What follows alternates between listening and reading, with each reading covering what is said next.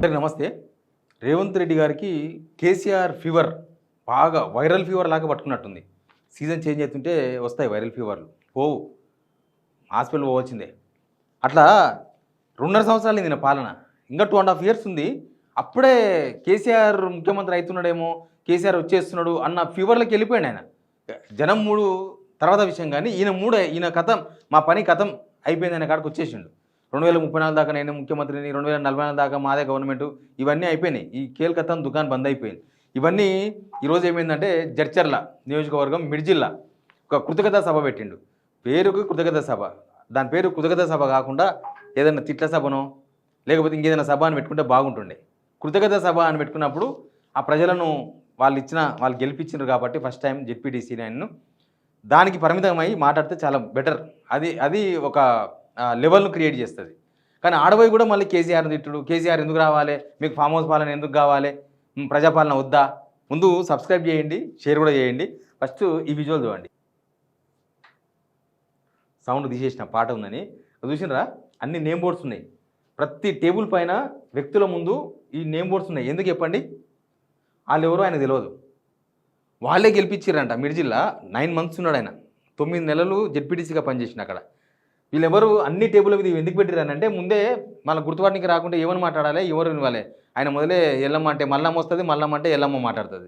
కాబట్టి ఈడ కూడా పేర్లు పెట్టి పిలవడం ఇబ్బంది, ప్లస్ తెలిసిన వాళ్ళు లేరు. అంటే ఈయన 20 సంవత్సరాల క్రితం గెలిపిస్తే వాళ్ళందరినీ తొక్కుకుంటూ ఇక్కడ దాకా వచ్చిండేమో. గుర్తుపట్టే మనుషులు లేరనమాట ఆయనకి, అది కథ. అందుకని ఆయన ఇది పెట్టుకున్నాడు. యాక్చువల్గా ఆయన మిడ్జిల్ జెడ్పీటీసీ అయ్యిండు కదా, 9 నెలలు ఉన్నాడు. అప్పుడు డబ్బులు పెట్టే గెలిచిండు, నాకు తెలుసు కదా. 500 రూపీస్, ఆ కాలంలోనే 500 రూపీస్ ఇచ్చిండు ఓటు. ఇప్పుడు ఆయన ముఖ్యమంత్రి అయ్యిండు కదా, ముఖ్యమంత్రి అయ్యి తర్వాత ఎమ్మెల్సీ అన్నీ డబ్బులతోనే రాజకీయం చేసుకుంటూ వచ్చిండు ఫస్ట్ నుంచి. ఆయన అదే కథ. ఇప్పుడు జస్ట్ 2000 ఓటుతో గెలిచిండు జెడ్పీటీసీ అప్పుడు. అంత చేస్తే కూడా అప్పుడు కాంగ్రెస్ అభ్యర్థి రబ్బాని అని ఉంటాడు ఒక ఆయన, ఇప్పుడు కూడా వేదిక మీద కనిపించిండు. అయితే ఎమ్మెల్సీ కూడా డబ్బులతోనే గెలిచిండు. ఇక ఉద్యమం చేసి త్యాగాలు చేసి జనాల కోసం త్యాగం చేసింది ఏం లేదు. 2.5 ఇయర్స్లో ఏమీ చేయలేదు వాళ్ళకి. నేను అక్కడ జనాలతో మాట్లాడినాక చెప్తున్నా, నాకు తెలిసిన వాళ్ళు చాలా మంది ఉన్నాడు. వాళ్ళతో మాట్లాడితే ఏం చేయలేదన్న వస్తుంది, మా ఏదో వచ్చిండు పోయిండ్రు. ఆ జనాలను కూడా మీటింగ్ కూడా 400 రూపాయలు ఇచ్చి తీసుకుపోయారన్న, ఆ లోకల్లో చెప్పే మాట ఇది. ఇంకా ఆయన మాట్లాడిన మాటలు మాట చూస్తే ఆయన ఎంత భయంతో ఉన్నాడు. కృతజ్ఞతా సభ అంటే ఏముంటుంది, ఇప్పుడు మనం ఏదైనా ఒక ఫేర్వెల్ డే అని పెట్టుకుంటాం, లేకపోతే ఒక ఫ్రెషర్స్ డే అని పెట్టుకుంటాం. అక్కడ ఏముంటుంది, భావోద్వేగం ఉంటుంది, ప్రేమ ఉంటుంది, వాళ్ళతో మాట్లాడతాము, వాళ్ళు మనతో మాట్లాడతారు, ఆడ వచ్చిన వాళ్ళు పోయిన వాళ్ళు. ఒకవేళ టీచర్ రిటైర్మెంట్ అయితే ఆ టీచర్ గురించి మాట్లాడతారు.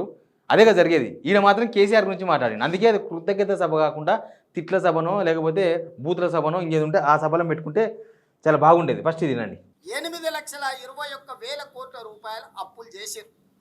20 లక్షల కోట్ల రూపాయల బడ్జెట్ మీ చేతులకు వచ్చింది. నేను అడుగుతున్న చంద్రశేఖర్ రావు గారిని, సంవత్సరానికి 2 లక్షల డబుల్ బెడ్రూమ్ ఇల్లు కట్టినా 10 ఏళ్లలో 20 లక్షల పేదలకు ఇల్లు కట్టించేవాళ్ళు. నేను ఇక్కడికి వచ్చిన మా అక్కల్ని మా సోదరులను అడుగుతున్నా, మీ ఊర్లలో కేసీఆర్ ఎవరికైనా డబుల్ బెడ్రూమ్ ఇల్లు ఇచ్చిండా? దళితులకు 3 ఎకరాల భూమి ఇచ్చిండా? ఇంటికో ఉద్యోగం ఇచ్చిండా? 1 కోటి ఎకరాలకు నీళ్లు వారించిండా? 1,00,000 కోట్లు పెట్టి కట్టిన కాళేశ్వరం 3 ఏళ్లలో కూలేశ్వరం అయ్యింది. 1,00,000 కోట్లు గోదావరి. అర్థమైందా? ఒక్క ఇల్లన్న కట్టిండా? ఆయన కట్టిన డబుల్ బెడ్రూమ్ ఇల్లే పంచుకుంటూ తిరుగుతున్నాడు. ఇప్పుడు ఈయన కట్టించే ఇంద్రమ్మ ఇల్లు ఇంకా కాలేదు. ఈ గవర్నమెంట్ వచ్చి 2.5 ఇయర్స్ అయింది. 3 బడ్జెట్లు పెట్టినారు. 3 బడ్జెట్లు దగ్గర 3 లక్షల కోట్లు, అంటే దగ్గర 9 లక్షల కోట్లు పెట్టినారు. 9 లక్షల కోట్ల రూపాయల బడ్జెట్ పెట్టినప్పుడు ఆ 9 లక్షల కోట్ల బడ్జెట్లో ఎన్ని ఇల్లు కట్టవచ్చు? ఇప్పటికి ఎన్ని ఇల్లు కట్టినరు ఇల్లు? వీళ్ళ లెక్క ప్రకారమే సంవత్సరానికి 4 లక్షల ఇల్లు, ఇప్పటికి 10 లక్షల ఇల్లు కావాలి. అయినాయా తెలంగాణలో? ఇంకా ఈయన హామీల గురించి గుర్తు చేస్తే బాగుండే. తులం బంగారం వస్తుందా?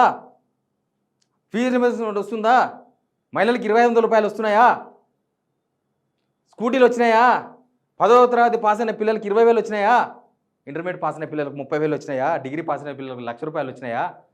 ఆయన పాలన చూసిండ్రు, ఆయన 10 సంవత్సరాలు అవకాశం ఇచ్చిండ్రు, అయిపోయింది. ఇప్పుడు మీకు అవకాశం ఇచ్చారు, అప్పు చేసిండ్రు 8 లక్షల కోట్లు. దాని మీద పంచాయతీ పెడితే నమ్మని జూపాయలు లక్షలు దెంగపాయ పారిపోలే. వాళ్ళు రమ్మంటే వాళ్ళను అరెస్ట్ చేయించే ఈయనేమో ఈడ కూర్చొని నాటకాలు దాని మీద చర్చనే జరగపాయే. ఇందాకనే హరీష్ రావు చెప్తున్నాడు. హరీష్ రావు ఫుల్ నోటీస్ ఇచ్చిండు. అసలు ఎంత అప్పు అయింది, 4,17,000 కోట్ల అప్పు ఏమో లెక్క తేలింది. ఇక దానికి మళ్ళీ అరుపులు బొబ్బట్లు. అసలు అవసరమే లేదు కదా కృతజ్ఞత సభలో ఇవన్నీ ఏంది. సావు కాడ పోయి పెళ్లి కాడ పోయి సావు మంత్రం పాడొచ్చా? ఇంకా చూడండి.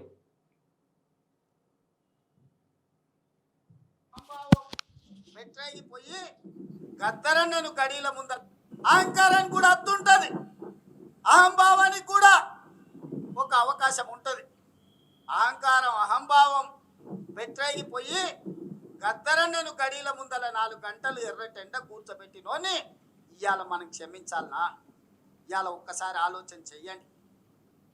యుద్ధ నౌకై పేదల గలమై తెలంగాణ రాష్ట్ర ఆ భయాన్ని చూపించడానికి నేను మీకు వీడియో చూపిస్తున్నా. అంటే ఎంత భయపడుతున్నాడు, ఎందుకు భయపడాలి?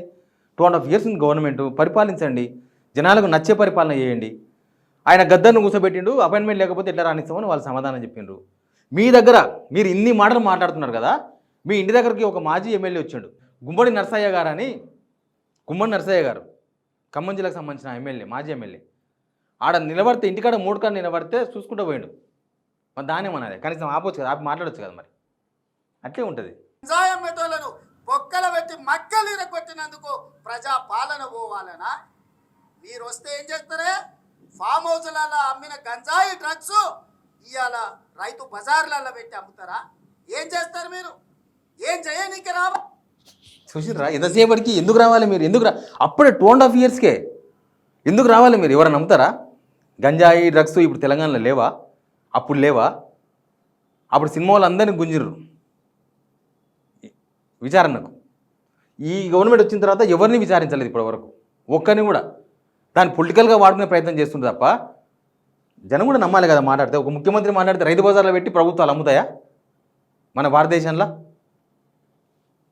బలహీన వర్గాలు, మైనారిటీలు, మహిళలు, పేదవాడి మధ్యలో పెరిగిన నేను, పేదల సమస్యలు తెలిసిన నేను ఆ సమస్యకు పరిష్కారం కనిపెట్టలేనా? పరిపాలన నేను అందించలేనా? పాలమూరు బిడ్డలు పరిపాలనకు పనికిరారా? తట్ట పనికి మనమే కావాలి, పార పనికి మనమే కావాలి, పలుగు పనికి మనమే కావాలి, పార పనికి మనమే కావాలి. పరిపాలనకు మాత్రం పాలమూరు బిడ్డ వద్దనే దురహంకారాన్ని పొందబెట్టాల్సిన బాధ్యత ప్రతి పాలమూరు బిడ్డ మీద లేదా అని నేను ఈరోజు మీకు విజ్ఞప్తి చేయదలుచుకున్నా. మిత్రులారా, అహంకారానికి కూడా అత్తుంటది. సింపుల్గా కాంగ్రెస్ అత్యధికంగా సీట్లు కోల్పోయే జిల్లా మామనాడు జిల్లా. ఉమ్మడి మామనాడు జిల్లాలో ఎక్కువ మంది కాంగ్రెస్ ఎమ్మెల్యేలు ఓడిపోతున్నారు. మనం వేసిన సర్వే, మంది వేసిన సర్వే, అక్కడికి వచ్చిన సర్వేలు అవే చెప్పినాయి. ఒకరో ఇద్దరు గెలుస్తారో ఓడిపోతారో అన్నట్టుంది కథ అక్కడ. మామనాడు అయితే ఎవరొద్దన్నా నేను పాలించొద్దా, నేను పరిపాలించమనే కదా కేసీఆర్ అని అన్నాడా? దీపో అన్నాడు ఎవరన్నా? ఉత్తగా గిచ్చుతున్నా అనమాట. అంటే అబ్బా ఈయన దీపో అని ఎవరన్నా అన్నారా? ఎవ్వరు అనలేరు. అంటే గింటే వాళ్ళ అధిష్టానమో లేకపోతే వాళ్ళ ఎమ్మెల్యేలో వాళ్ళ వీళ్ళు అనాలే తప్ప బయటి పార్టీల వ్యక్తులు ఎవరు అంటారు? జనం అంటున్నారు దీపోవాలని, జనం అంటున్నారు. మీరు చాలు ఎప్పుడైపోతుంది 2 years 2.5 years అని జనం అడుగుతున్నారు, జనం చూస్తున్నారు ఎప్పుడు దిగిపోతారని. మా వాళ్ళు మైకులు పెట్టుకొని అటు ఇటు పోయి మాట్లాడుతుంటే ఏదైనా పబ్లిక్ టాక్ అని జనాలతో మాట్లాడే ప్రయత్నం చేస్తే ఈ తెలియని వాళ్ళు, ఈ సీఎం ఎన్ని రోజులు ఉంటుంది ఇట్లా ఉంటారు కదా వాళ్ళు, ఎప్పుడు దిగిపోతాడు ఈయన అని అడుగుతున్నారు. వాళ్ళు దీపం అని కోరుకుంటున్నారు, దానికి ఎవరేం చేస్తారు? ఇది వినండి. ఇంకా మా యువకులకు నేను సూచన చేస్తున్నా, పెళ్ళికి పోయినా, సావుకు పోయినా, దావత్కు పోయినా, బీర్ షాప్కి పోయినా, బార్ షాప్కి పోయినా, కళ్ళు దుకాణానికి పోయినా, ఏడికి పోయినా చర్చ పెట్టురు. ఈ ప్రజాపాలన పోవాలి ఎందుకు? ఫామ్ హౌస్లో బందీ అయిన పాపాల భైరవుడు రావాలి ఎందుకు అని చర్చ పెట్టు. అర్థమైంది కదా? ఫామ్ హౌస్లో పండుకున్న పాపాల భైరవుడు ఎందుకు రావాలి, ప్రజాపాలన ఎందుకు పోవాలి? ప్రజాపాలన అని వీళ్ళు అంటున్నారు, కానీ అది ప్రజలు ఓన్ చేసుకుంటలేరు. ఇది ప్రజాపాలన లాగా అనిపిస్తలేదు వాళ్ళకి. వాళ్ళే కదా అప్పుడు ఆన్లైన్లో ప్రజాపాలన కావాలన్నా ఫామ్ హౌస్ పాలన కావాలంటే 71% ప్రజాపాలన వద్దు, మాకు ఫామ్ హౌస్ పాలనే కావాలన్నారు. దాన్ని బట్టి అర్థం చేసుకోవాలి. ఇది ఎప్పుడు సంవత్సరం క్రితం మాట నేను చెప్పేది. అంటే ప్రజల కోసం ఏం జరుగుతలేదు, ప్రజల యాంగిల్లో పరిపాలన జరుగుతలేదు, ప్రజల సెంట్రిక్ పాయింట్గా పరిపాలన జరుగుతలేదు. అది నేను ఎన్నోసార్లు చెప్పిన, చాలామంది ఆయన కూడా చెప్పుండొచ్చు రేవంత్ రెడ్డి గారికి. కానీ అది ఇంకా ప్రజాపాలన ఎట్లయితుంది? ప్రజాపాలన కావాలని అడుగుతున్నారు. కానీ మొత్తం ఓవరాల్గా సరే ఇవన్నీ రకరకాల వీడియోలు ఉండొచ్చు కానీ భయంలో మాత్రం పడ్డాడు, బాగా భయంలో పడ్డాడు. ఇది ఇక ఉండదు అనే డిసిషన్కి వచ్చినట్టున్నాడు. ఇంకా గవర్నమెంట్ ఉంటుంది, ఇంకా ఇంకా నడుస్తుంది, ఇంకా నేనే ముఖ్యమంత్రిని అవుతా అనే ధీమా నుంచి అసలు మా గవర్నమెంట్ రాదు అనే స్టేజ్కి వెళ్ళిపోయాడు. నెక్స్ట్ బీఆర్ఎస్ గవర్నమెంట్ వస్తుంది అనే స్టేజ్ కూడా వెళ్ళిపోయాడు. లేకపోతే కేసీఆర్ రావాలా, పాపాల పైరు కూడా రావాలన్నా, ఎందుకు రావాలి, ఆయన వచ్చి ఫామ్ హౌస్ ఏంటివి, ఆయన వచ్చి ఫామ్ హౌస్లో అనుకుంటాడా, ఆయన డ్రగ్స్ తీసుకొచ్చి రైతు బజార్లో పెడతారా?